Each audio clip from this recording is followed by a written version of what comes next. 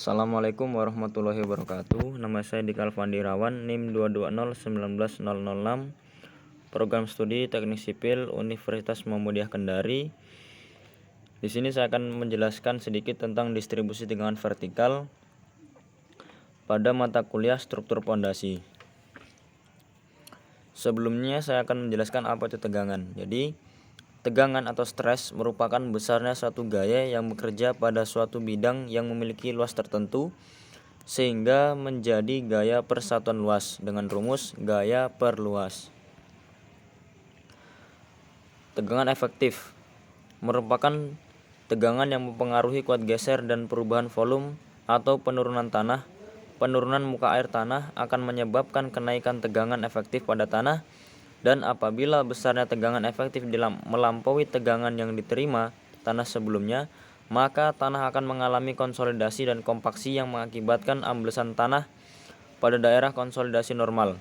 Tetapi harus diketahui informasi mengenai besarnya tegangan total dan tegangan air pori. Selanjutnya yaitu tegangan vertikal.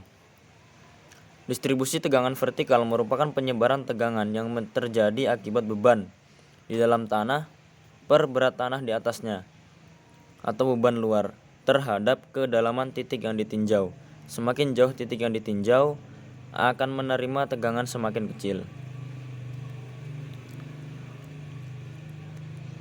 Kemudian distribusi tegangan di dalam tanah menggunakan teori Boussinesq.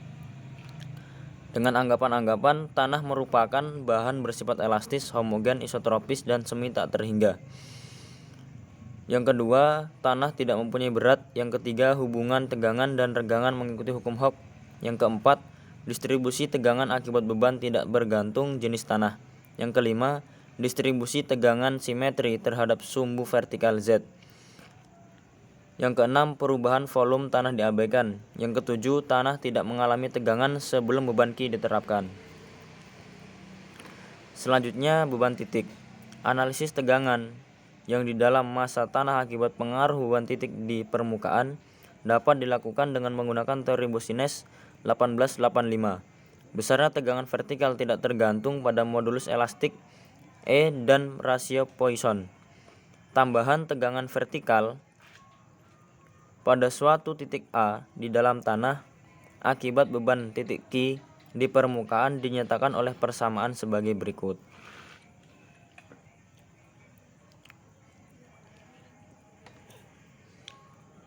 Kemudian jika faktor untuk beban titik pada teori Boussinesq didefinisikan sebagai berikut, yaitu IB sama dengan 3/2pi dikali 1/1 ditambah R dibagi Z pangkat 2.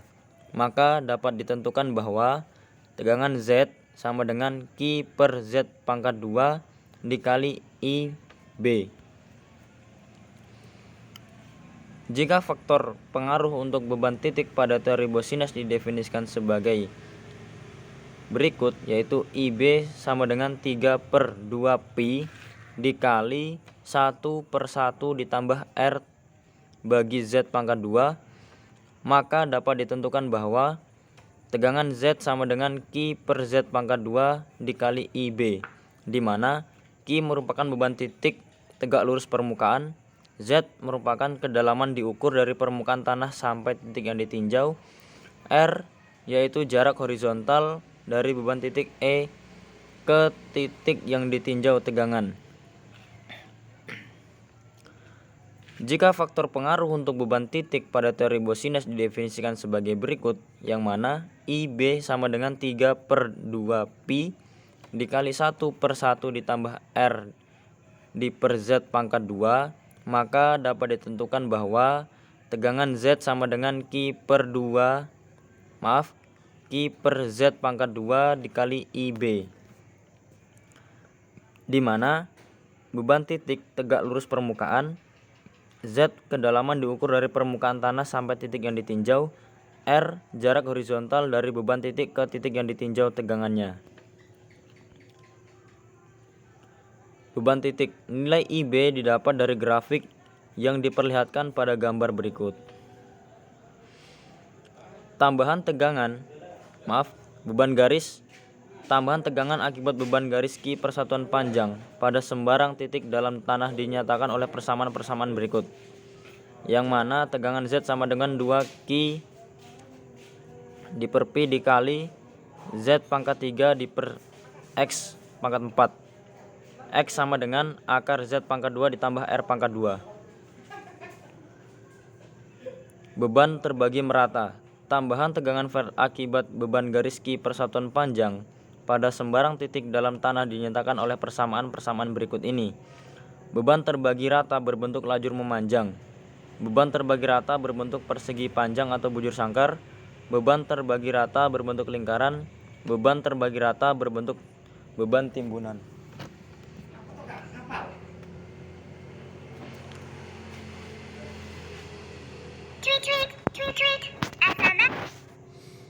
Yang pertama, beban terbagi rata berbentuk lajur memanjang.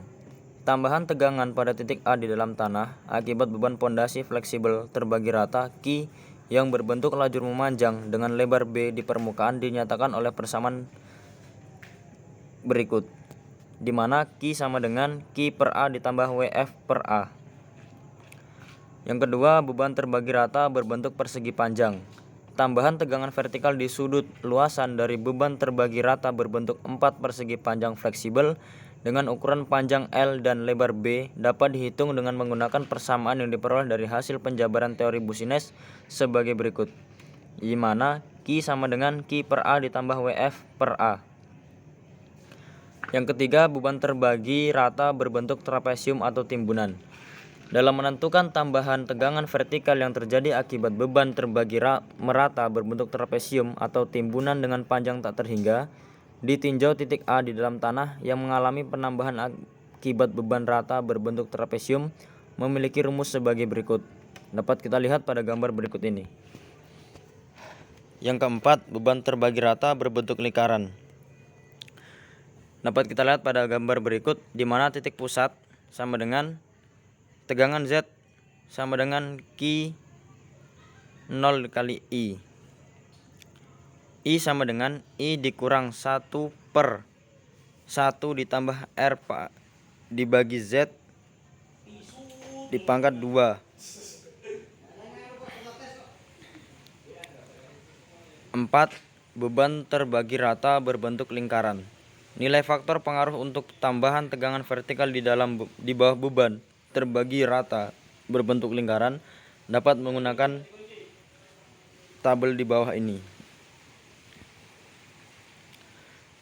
Demikian video presentasi saya.